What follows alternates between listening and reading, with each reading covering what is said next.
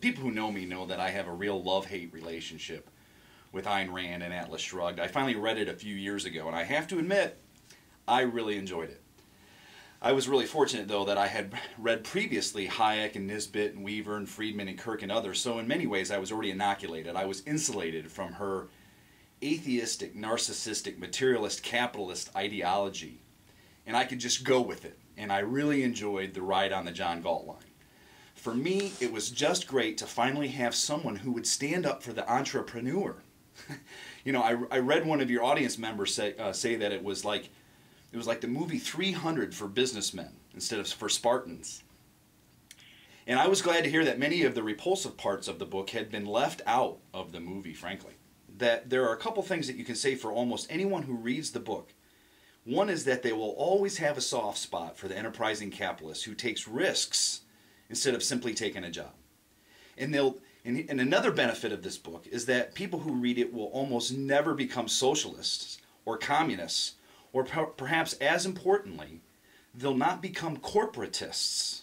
They'll set their faces for their entire lives against collectivism and against collusion of big government with big business. And that's why the eminent Dr. Lee Edwards lists Atlas Shrugged on his list of 101 right books for the intelligent conservative. And this may be the very best guide there is for the conservative who's being turned off by the surface level screamers on our airwaves and are looking for something more deeper and more thoughtful.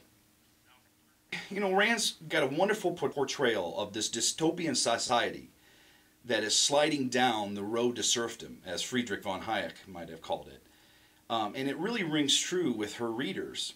And the book takes its place right alongside George Orwell's 1984 or Aldous Huxley's A Brave New World, both of which I consider to be vastly better than Atlas Shrugged. But it's a revolt against the masses, those massive men who are so shielded from the sight of the abyss that, as Richard Weaver might put it, this mass mob of men conceives that our economy, our world, is really just nothing more than a fairly simple machine which, with a bit of intelligent tinkering, can be made to go. And in going, it turns out whatever comforts and whatever other satisfactions his demagogic leaders have told him that he is entitled to. And that's what we see here today.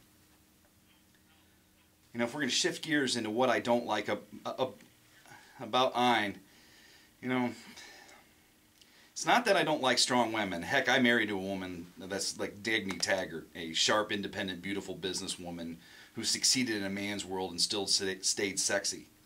It's not that she wasn't a practicing Jew or a Christian. Heck, I have lots of mentors intellectually who didn't have the faith. Hayek, Mises, Orwell, Irving Babbitt, and Albert J. Nock, chief among them. It is that she is